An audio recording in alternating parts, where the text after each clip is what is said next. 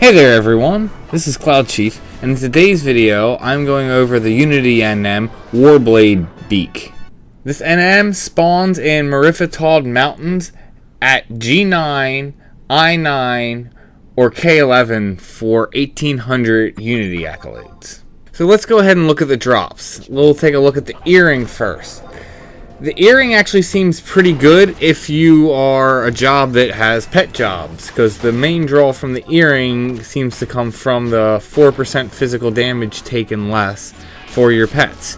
So if you're trying to build a damage taken set for your pets, I can see this earring being somewhat useful. And then there's the handpiece. If you look at the stats, the handpiece isn't completely horrible if you're dealing with the rain weather. However, you can, without too much difficulty, get gear that is just straight up better than it without any weather effects where you would be relying on the weather. So I would not go out of my way at all to try and get the handpiece. Something else to note about this NM, though, is that the Warblade Beak's hide is actually used to upgrade artifacts to their +2 version once you've gone through and done some steps with Omen. So this NM operates a lot like Warblade Beak, which is the level 50 NM that just spawns in the zone, whereas this is obviously the 122 NM.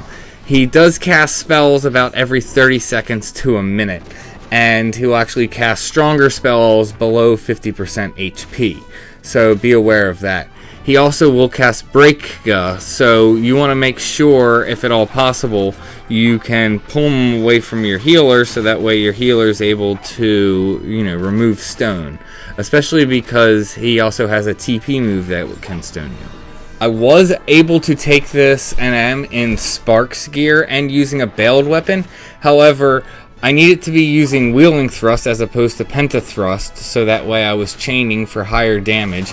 I also needed to use sushi for accuracy. If I was just going without accuracy food, I was just missing way too much to make this a viable NM. You want to have at least 950 accuracy, and even then I was still missing more than I would like, but it still made it manageable. I also attempted this multiple times, trying different healers, and I just couldn't do it unless I was actually using a Puru. I needed the Kiraga spells, along with also getting the status effects removed, like Silence and Stona, and also making sure that she moved out of the way so she wasn't actually getting hit by Breaka.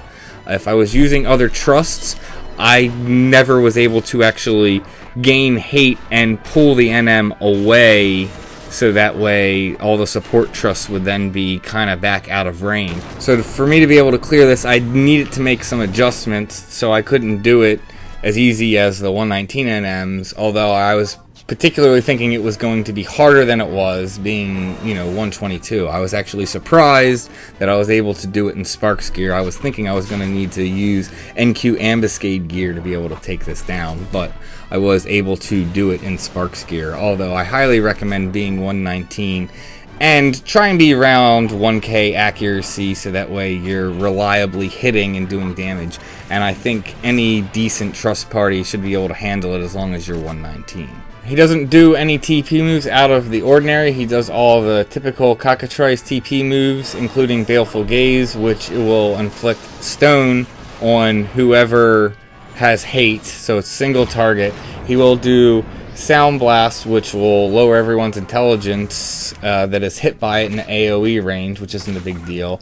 He will do Sound Vacuum, which is a frontal conal silence move.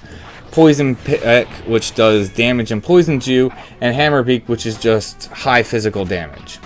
So all in all, a relatively easy NM, as long as you can handle getting hit by the Ga spells and making sure everyone's healed, and you can manage the stone and silence. He's not really that big of a deal.